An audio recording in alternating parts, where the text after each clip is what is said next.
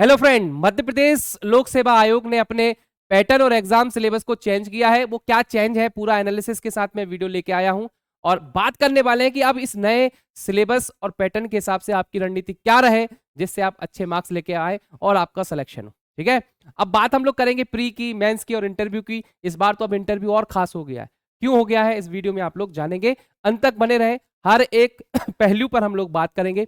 और दोस्तों, मैं आपको बताना चाहूंगा, बहुत सारे स्टूडेंट कहेंगे सर पहले क्या था। अब पहले से क्या लेना देना यार, अब नया सिलेबस नया पैटर्न है, नए के हिसाब से तैयारी करें। चलो बताते हैं, एक एक चीज पे हम डिस्कशन करेंगे। तो दोस्तों, ये आप लोग देख रहे हो, एक नोटिफिकेशन सर्कुलर जारी हुआ है 18 तारीख को। कल आयोग ने 3 चीजें करी। पहले आंसर की दी, फिर इसके बाद रिजल्ट दिया, और फिर नया सिलेबस दे दिया, न्यू सिलेबस। और न्यू सिलेबस और न्यू पैटर्न दिया है, उसको अपन डिस्कशन करने वाले हैं। ठीक है, ये देखिए पूरी वेबसाइट पे दे रखा है। इसके बाद हम लोग चर्चा करेंगे। यहाँ पे देखो देखो एग्जाम पैटर्न की बात करें तो वही रहेगा। 2 घंटे का पहला पेपर रहेगा सामान्य अध्ययन का, और दूसरा पेपर सामान्य अभिरुचि अभी परीक्षण का रहेगा। 200 अंक का रहेगा। इसमें कोई चेंज बदलाव नहीं किए गए। यहाँ पर पैटर्न में कोई बदलाव नहीं है, पर सिलेबस में बदलाव है। और मेंस के पेपर में पैटर्न में भी बदलाव है और सिलेबस में भी बदलाव है, उस पर भी चर्चा करेंगे। तो जैसा कि आपको पता है, जो पहली बार दे रहे हैं उनको बता देता हूं कि भाई 3 प्रोसेस होती है, प्री, मेंस और इंटरव्यू। ठीक है, तो मेंस में 2 पेपर होते हैं, पेपर 1, पेपर 2। पेपर 1 जो होता है वो जनरल स्टडीज का होता है, और पेपर 2 होता है आपका रीजनिंग का, मैथ्स रीजनिंग एप्टीट्यूड हम कह सकते हैं, इसे सी सेट कहते हैं, सी सेट।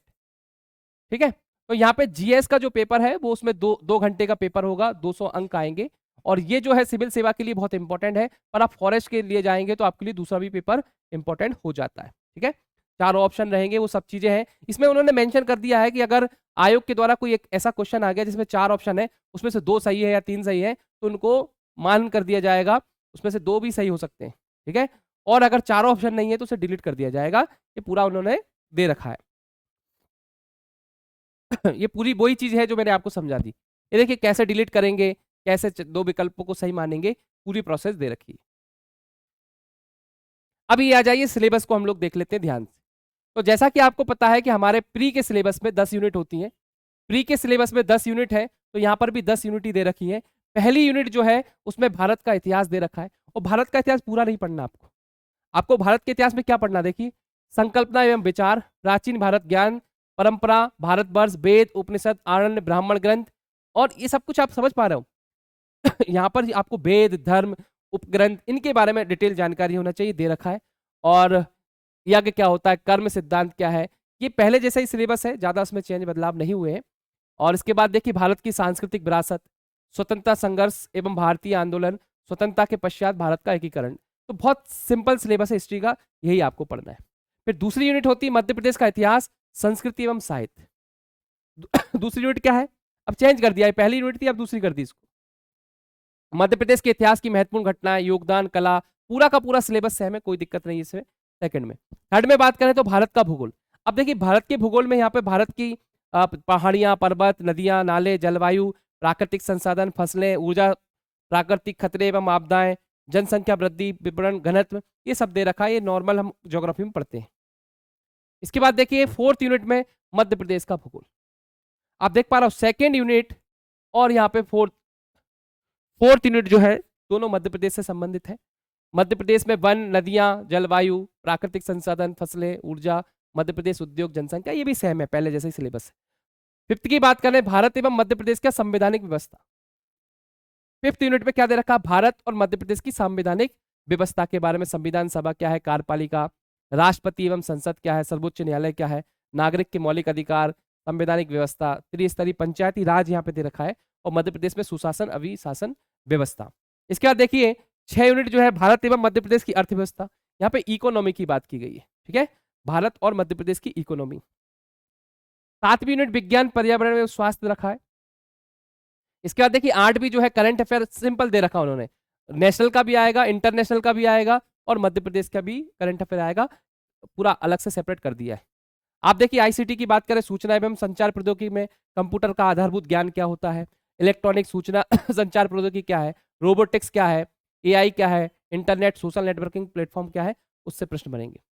फिर 10वीं यूनिट, यहाँ पे आयोग हुआ करता था, मगर 10वीं यूनिट में क्या डाल दिया उन्होंने, मध्य प्रदेश की जनजातियां, विरासत, लोक सांस्कृतिक एवं लोक साहित्य। मध्य प्रदेश में जनजातियों का भौगोलिक विस्तार, प्रमुख जनजातियां, पिछड़ी जनजाति, घुमक्कड़ जनजाति, घुमंतु जनजाति, संस्कृति परंपराएं जनजातियों की, जनजातियों में भारत में स्वतंत्रता आंदोलन में योगदान, मध्य प्रदेश की लोक सांस्कृतिक एवं लोक साहित्य। तो 10वीं यूनिट पूरी मध्य प्रदेश से है। तो आप यहाँ पर देख रहे हैं करीब करीब 50% जो है योगदान, करीब करीब 50% योगदान मध्य प्रदेश सामान्य ज्ञान का हो गया है। तो इस बार आपको मध्य प्रदेश बहुत डिटेल में पढ़ना होगा, और ऐसे ही मेंस में चेंज देखने को मिले हैं, उस पर भी हम लोग चर्चा करेंगे। ठीक है, चलिए तो मेंस में आ जाते हैं। तो आपने देखा 10 यूनिट की 10 यूनिट में से आपकी जो मध्य प्रदेश की यूनिट है खासकर उसमें मैं टिक लगा देता हूं। एक तो अभी की 10 यूनिट ये पूरा मध्य प्रदेश की है। इसके बाद देखिए मध्य प्रदेश में यहां से भी आपको करंट अफेयर देखने को मिलेगा। इसके बाद देखिए यहां पर मध्य प्रदेश का नहीं है। इसके बाद देखिए पूरा मध्य प्रदेश का संवैधानिक व्यवस्था, मध्य प्रदेश की अर्थव्यवस्था, मध्य प्रदेश का भूगोल, ये तो पूरा ही आपको पढ़ना है। इसके बाद देखिए मध्य प्रदेश का इतिहास, संस्कृति एवं साहित्य। तो कितना बड़ा पोर्शन जो है वो मध्य प्रदेश का है आपको दिख रहा होगा अब इस एग्जाम में। तो मेनली आपको मध्य प्रदेश अगर आप फोकस करेंगे बहुत अच्छा हो गया, तो सफलता के चांस बहुत ज्यादा है। अभी आपने कल रिजल्ट देखा, 162 नंबर आपका रिजल्ट गया, मैंने कि 81 नंबर, अगर 81 क्वेश्चन आपके सही हैं तो ही आपका सिलेक्शन हुआ। इस बार तो और पोस्ट कम है, तो हो सकता है 85 84 कट ऑफ जाए, तो उस हिसाब से आपको तैयार रहना होगा। और पोस्ट बढ़ती है तो बहुत अच्छी बात है। तो ये तो समझ गए ना आप, प्री में ये सिलेबस होता है। ठीक है दूसरा पेपर जो होता है उसमें क्या पूछा जाएगा, यहाँ पे देखिए पूरा रीजनिंग पूछी जाती है, संचार कौशल, तार्किक कौशल, सामान्य मानसिक योग्यता, आधारभूत मैथ्स पूछा जाता है थोड़ा बहुत, ये सब हिंदी भाषा के बारे में आपको 10वीं स्तर पर जो चीजें हैं वो पूछी जाती है। ये इंग्लिश में दे रखा है वही सिलेबस। अब यहाँ पे देखिए मेंस में क्या बदलाव हुए। देखिए मेंस में पहले क्या था, 3 नंबर, 5 नंबर और 11 नंबर के प्रश्न आते थे। अब क्या कर दिया उन्होंने 2 नंबर के प्रश्न, 7 नंबर के प्रश्न और 10 नंबर के प्रश्न अब पूछे जाएंगे। तो कितने रहेगी भाई, 2 नंबर के प्रश्न 15 पूछे जाएंगे। ठीक है, 2 नंबर के 15 पूछे जाएंगे, 7 नंबर के 10 और 10 नंबर के 5 प्रश्न पूछे जाएंगे। टोटल हर यूनिट से आपसे 30 प्रश्न पूछे जाएंगे। और इनमें देखिए यहाँ पर अधिकतम सीमा दे रखी, 2 नंबर का प्रश्न में आपको 20 शब्द में लिखना है बस। अब जैसे आ गया भाई नर्मदा नदी, तो नर्मदा नदी कहाँ से निकलती है, उसकी लंबाई क्या, चौड़ाई क्या, कहाँ चली जाती है, इतना ही लिखना है आपको 2 नंबर में। 7 नंबर का आपको पहले 50 का था, अब 60 में लिखना है आपको। यहाँ पे देखिए 200 नंबर, 200 शब्दों में लिखना है आपको 10 नंबर का। ये नंबर है, टोटल 150 अंक का होगा 1 यूनिट आपकी। तो यहाँ पे देखिए आपको 5 यूनिट 6 यूनिट ये दे रखी है। पहली यूनिट, दूसरी, तीसरी और चौथी, ये चारों यूनिट में सामान्य ज्ञान आपको दे रखा है। और ये जो पेपर होंगे ये 3-3 घंटे के होने वाले हैं चारों पेपर। तो पहला पेपर में 2 सब्जेक्ट है, इतिहास और भूगोल। दूसरे में राजनीति विज्ञान और समाजशास्त्र, ये समाजशास्त्र नया जोड़ा गया है। इसके बाद देखिए तीसरे पेपर में अर्थशास्त्र, इकोनॉमी पूरा जोड़ दिया, इकोनॉमी। और फोर्थ में देखिए, थर्ड में देखिए विज्ञान तकनीकी एवं जन स्वास्थ्य यहाँ पर है। चतुर्थ पेपर में देखिए दर्शन शास्त्र, मनोविज्ञान, लोक प्रशासन एवं केस स्टडी आपको देखने को मिलेगा। उद्यमिता, ये बहुत इंपॉर्टेंट है, बिजनेस उद्यमिता के बारे में, इंडस्ट्री के बारे में आपको नॉलेज होना चाहिए। प्रबंधन नया जोड़ा है, व्यक्तिगत विकास एवं केस स्टडी, ये नया जोड़ा है, नया सिलेबस। फिर पंचम में देखिए सामान्य हिंदी एवं व्याकरण है, जो पहले भी होता करता। छठे में निबंध लेखन एवं प्रारूप लेखन आएगा। तो कुल मिलाकर अब 1500 नंबर का आपका होने वाला मेंस। ठीक है, साक्षात्कार देखिए पहले 175 का होता था, अब 185 का होगा। अब कुल अंक जो होंगे 1685 होंगे, इसमें से आपको लेके आना पड़ेंगे बढ़िया नंबर। बोले क्लियर है इतना? तो क्या देखा आपने, 6 पेपर होंगे। 6 पेपर में से जो 4 पेपर होंगे वो जनरल स्टडी के होंगे। जनरल स्टडी को भी 2 भागों में बांट दिया, आ और बा। खंड आ में इतिहास, खंड बा में भूगोल, खंड आ में राजनीतिक, समाजशास्त्र, अर्थशास्त्र, वैज्ञानिक तकनीकी, दर्शन शास्त्र, मनोविज्ञान, लोक प्रशासन एवं केस स्टडी है। फिर इसमें देखिए बा में नई चीज जोड़ी है, उद्यमिता, प्रबंधन, व्यक्तिगत विकास एवं केस स्टडी। ये पढ़ना पड़ता है और इंटरेस्टिंग, मजा आएगा यहाँ पर। ठीक है, जैसा कि ये वाला जो टॉपिक है मैं बहुत अच्छे से इसको समझ सकता हूँ, क्योंकि मेरा जो एमटेक है वो इंडस्ट्रियल इंजीनियरिंग एंड मैनेजमेंट, बात समझ रहे हो, इंडस्ट्रियल इंजीनियरिंग एंड मैनेजमेंट। यानी कि कह दिया जाए कि मेरे लिए ये सिलेबस इसमें जोड़ा गया है, मैंने डिटेल में इसको 2 साल पढ़ा है और मैंने ये पढ़ाया भी है। तो ये बहुत सिंपल सब्जेक्ट है, मगर इंटरेस्टिंग है, आप पढ़ोगे तो समझने आएगा। अब आगे हम लोग बढ़ते हैं।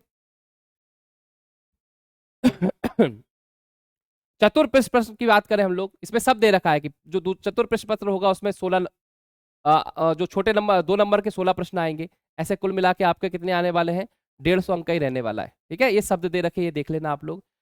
ये पूरा का पूरा दे रखा है कितने प्रश्न आने वाले हैं, इस पे ज्यादा सिंपल सी बात है।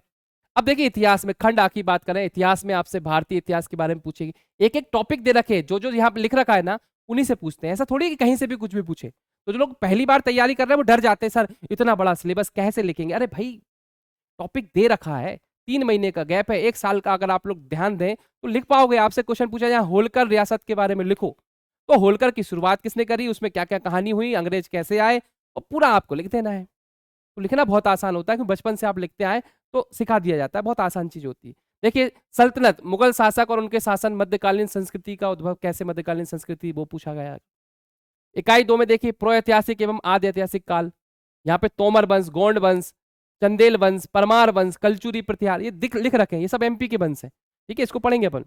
फिर देखिए इकाई 3 में ब्रिटिश शासन एवं भारतीय अर्थव्यवस्था, तीसरी यूनिट में।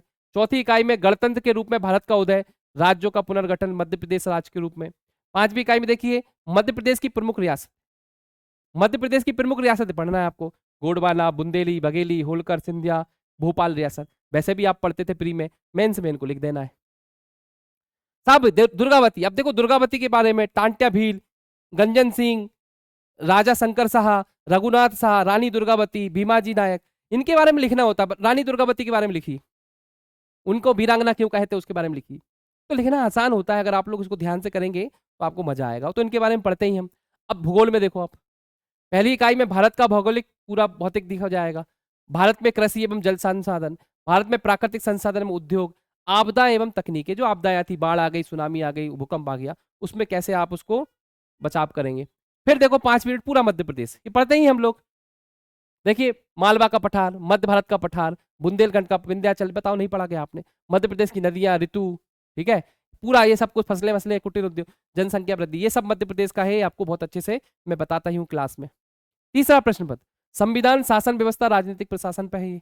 इसमें भी 5 यूनिट आपको देखने को मिलेंगी। भारतीय संविधान के बारे में, निर्वाचन आयोग, लोकतंत्र की विशेषताएं क्या होती हैं, ठीक है, मीडिया की भूमिका क्या है, राज्यों का पुनर्गठन कैसे हुआ, मध्य प्रदेश में विधानसभा क्या थी। ये देखो प्री में पढ़ते थे, मेंस में पढ़ेंगे। मध्य प्रदेश की विधानसभा आप ऐड कर दिया है। संगठन एवं शक्तियां, अध्यक्ष की भूमिका, मध्य प्रदेश का जो विधानसभा अध्यक्ष की भूमिका क्या है, उच्च न्यायालय क्या है, संगठन क्षेत्र अधिकार क्या है, जवाबदेही और अधिकार, किसको कौन जवाब देता है, कौन का अधिकार है, ये सब पूछा जाएगा। 5वीं इकाई मध्य प्रदेश प्रशासन, मध्य प्रदेश में राजनीतिक परिषद, मध्य प्रदेश की राजनीति, महिलाओं का योगदान क्या रहा, मध्य प्रदेश की राजनीति का करंट अफेयर्स। फिर ये देखो समाजशास्त्र, द्वितीय में समाजशास्त्र पूरा ये जुड़ा हुआ है, ये आप लोग एक बार देख लेना। समाजशास्त्र में भी सिंपल चीजें, समाज में भारतीय श्रृंखला क्या है, कुटुंब परिवार क्या होता है, नातेदारी क्या है, वंश क्या है, गोत्र क्या है, परंपरा क्या है, ये आसान होता है। ठीक है, औद्योगिकरण, वैश्वीकरण, सामाजिक विकास और संगठन, ये पूरा आपका समाजशास्त्र का सिलेबस है। इसके बाद देखिए अर्थशास्त्र, ये पूरा नया जोड़ा गया, अर्थशास्त्र, इकोनॉमी। अब एक पूरा का पूरा आपको इकोनॉमी पढ़ना होगा, भारत की, मध्य प्रदेश की, दोनों की इकोनॉमी पढ़ना पड़ेगा। देखो मध्य प्रदेश की अर्थव्यवस्था में अवलोकन, पहले नहीं था इतना, इतना नहीं था, थोड़ा बहुत पूछा जाता था, अब पूरा उन्होंने यूनिटी दे दिया है। मध्य प्रदेश में सामाजिक एवं आर्थिक विकास, सांख्यिकी, डेटा विश्लेषण और प्रायिकता,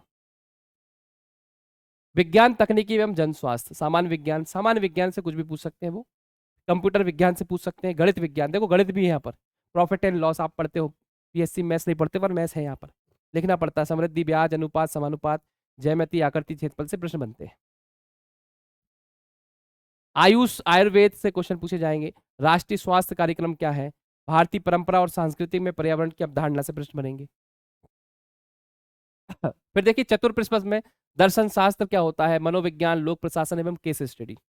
तो यहाँ पे पूरा ये भारतीय दार्शनिक के बारे में है, राष्ट्र एवं नैतिक अवधारणा है, मानवीय व्यवहार एवं मनोचिकित्सा के ऊपर पूछा जाएगा। इसको डिटेल में हम जब मेंस की तैयारी करवाएंगे तो आपको बताएंगे। केस स्टडी देखिए, ये इंपॉर्टेंट है, यहाँ पे केस स्टडी आपसे पूछा जाता है। ये ऐसे चतुर प्रश्न में पूरा दे रखा है, ये नया जुड़ा है, नया, मैंने बोला ना, जैसे ये लिखा है, उद्यमिता, अवधारणा एवं विकास, व्यावसायिक संगठन एवं प्रबंधन, प्रशासन एवं प्रबंधन, समग्र व्यक्तिगत विकास। समग्र व्यक्तिगत विकास मतलब आप अगर डीसी बनते, डीएसपी बनते तो खुद का विकास कैसे करेंगे आप, डेवलपमेंट, पर्सनालिटी डेवलपमेंट। यहाँ पर भी केस स्टडी का एक क्वेश्चन बनेगा, ये पूरा दे रखा है इसमें। हिंदी, हिंदी का सिलेबस दे रखा है, क्या क्या पूछे जाएंगे, ऐसा नहीं हिंदी में क्या पूछेंगे, देखो रस पूछेंगे, छंद पूछेंगे, तो रस में भी अंग एवं प्रकार ही पूछते हैं, तो रस के अंग लिखो, रंग प्रकार लिखो, 5 नंबर का एक क्वेश्चन आएगा। फिर अनुवाद, हिंदी से अंग्रेजी में करिए, अंग्रेजी से हिंदी में करिए, अनुवाद आते हैं, सिंपल आते हैं। अंग्रेजी से शब्द लिखिए, हिंदी से अंग्रेजी शब्द लिखिए, अंग्रेजी से हिंदी शब्द लिखिए, मुहावरे कहावतें लिखिए, संधि समास लिखिए। ये दे रखा, पूरा सिलेबस दे रखा, 2-2 नंबर के प्रश्न पूछे जाएंगे। पल्लवन पूछा जाएगा, मध्य प्रदेश की प्रमुख बोलियां, मालवी, निमाड़ी, वगेली, बुंदेली, 3-3 नंबर के क्वेश्चन आएंगे और लिख दोगे आप। फिर ये देखिए निबंध प्रारूप लेखन, तो जो निबंध आएगा आपको 1000 शब्दों में लिखना है आपको, 50 अंक का एक निबंध रहने वाला है।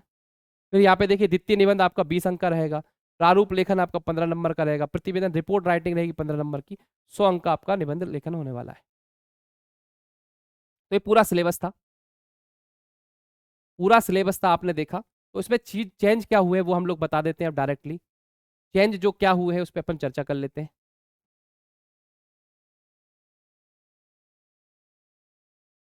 यहाँ पे ठीक है, यहाँ पे देखिए चेंज बदलाव ये हुआ है जो देखने को मिलेगा कि भैया यहाँ पर अर्थशास्त्र जोड़ा गया है, समाजशास्त्र के पूरा यूनिट आ गई है, तो ये आपके लिए बहुत इंपॉर्टेंट हो जाएगा। ठीक है, और ये चेंज हो गए, बदलाव हो गए अंकों में, और कुल अंक 150 हो गए। तो कैसे प्रश्न आएंगे, 2 नंबर के, 7 नंबर के, 10 नंबर के। तो नए सिलेबस के हिसाब से, नए पैटर्न के हिसाब से हम 22 तारीख से एमपीपीएससी की एक नई बैच स्टार्ट कर रहे हैं, जो ऑनलाइन और ऑफलाइन दोनों माध्यम से प्रोवाइड होगी। अगर आप इससे जुड़ना चाहते हैं तो 9893690903 पर आप संपर्क कर सकते हैं। और ऑनलाइन हमसे पढ़ना चाहते हैं तो आप परीक्षा पोर्टल एप्लीकेशन डाउनलोड कर लें, जहां पर हमारी ऑनलाइन क्लास नए सिलेबस के हिसाब से आपको मिल जाएगी। चलिए, जय हिंद, जय Bharat, thank you so much, bye bye, take care.